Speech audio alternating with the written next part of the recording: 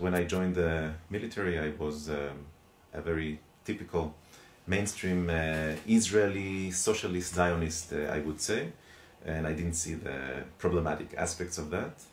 Well, about the evolution of someone from being an obedient soldier to a refuser or for a conscientious objector, an activist, it's a long answer, and it's something that happened to thousands of soldiers in the history of humankind, I think, in many countries and many armies, and maybe people that are listening, watching us now as well.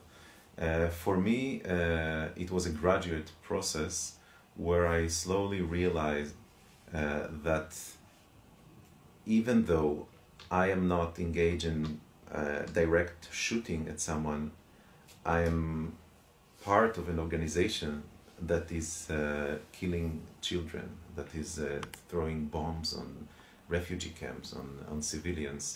I was very much involved in volunteering and helping the Jewish side, the victims on the Jewish side for many years, during the Second Intifada mostly, and I saw a lot of the suffering on my side. And I rescued many people also from attacks and brought children to hospital and saw people dying from this craziness. And later on, I started seeing more and more that the suffering on the other side is even greater, and not just that I am part of that suffering. And this is one of the most difficult things for a person to realize, I think.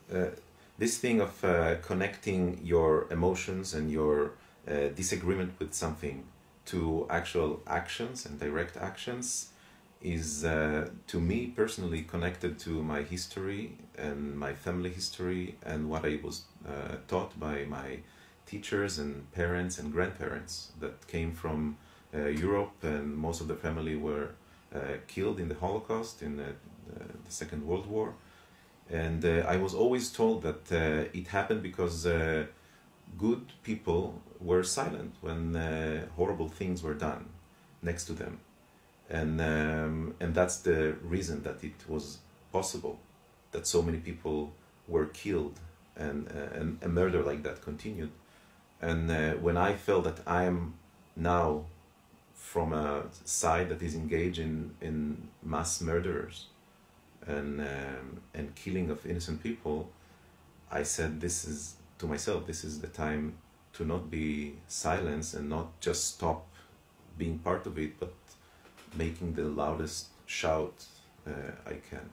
I was a captain in the Air Force until I refused, but I did it with a group of pilots. I remember. And this is an important thing to stress, that when you decide to take action and do something in order to affect the reality, not just, close some inside business with yourself, but you want to really affect the reality, you should try as much as possible to do it with more people and not just one person against the system.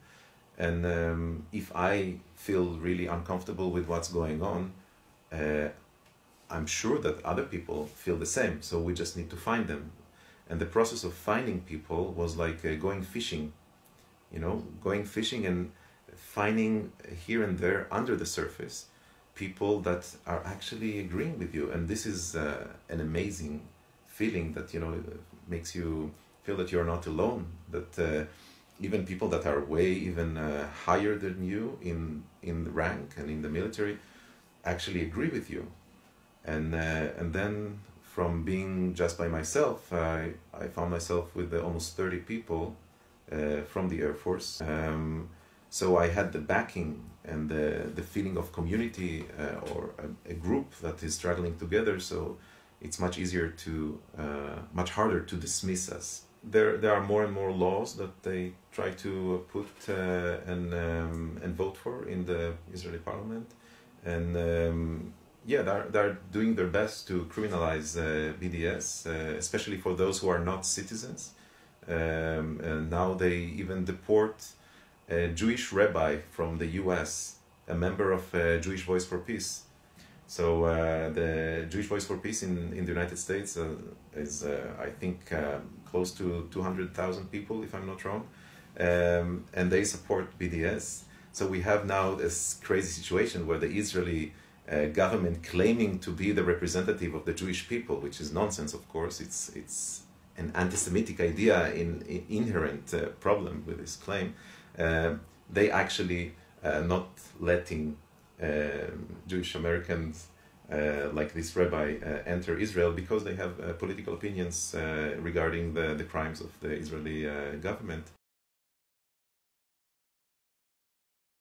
Next week there is the Israeli Apartheid Week here in Brussels, and I really want to encourage students, citizens, professors, whoever hears about it and want to join, just go to one of the events and see how you can actually connect to some of these NGOs and be part of some direct actions and influence, not just watching the news and reading them on the internet and cursing and being upset.